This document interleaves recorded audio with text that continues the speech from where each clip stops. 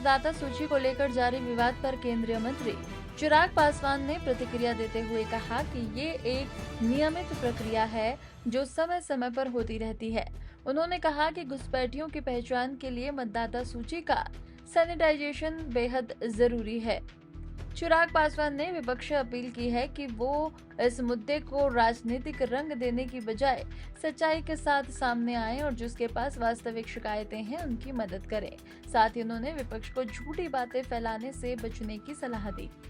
आदरणीय बाला साहेब जी इनको सौंप के गए थे, पर जिस तरीके से ये लोग उसको संजो कर नहीं रख पाए, आज उसी को वापस हासिल करने की सोच के लिए अपनी महत्वाकांक्षाओं को पूरा करने की सोच के साथ आज ये दोनों एक दूसरे के से मतभेद भूलकर एक मंच पर आए।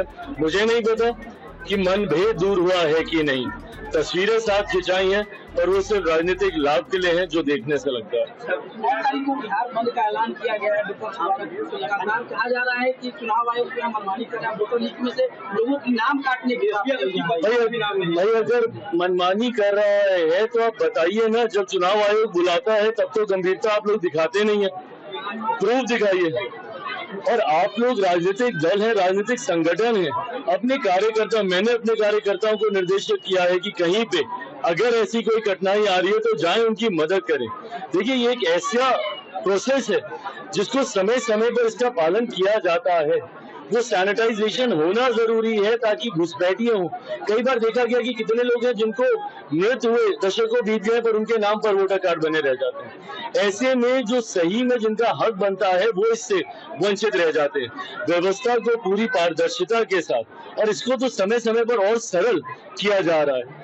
इसको जितना बाइफरकेट किया गया है 2003 से पहले, 2003 के बाद जो फर्स्ट टाइम वोटर्स हैं, इसको पूरी तरीके से, और बाकी हम लोग के साथी कार्यकर्ता हैं, अगर कहीं पर दिक्कत आए कि हम लोग भी मदद करेंगे। मैं तो विपक्ष से भी आगाह कर रहा हूँ कि अगर ये संज्ञान में आपके आ रहा है तो इसका राजनीतिकरण करके एक फॉल्स नैरेटिव खड़ा करने की बजाय उन लोगों की मदद कर दें जिनकी समस्या आपके संज्ञान में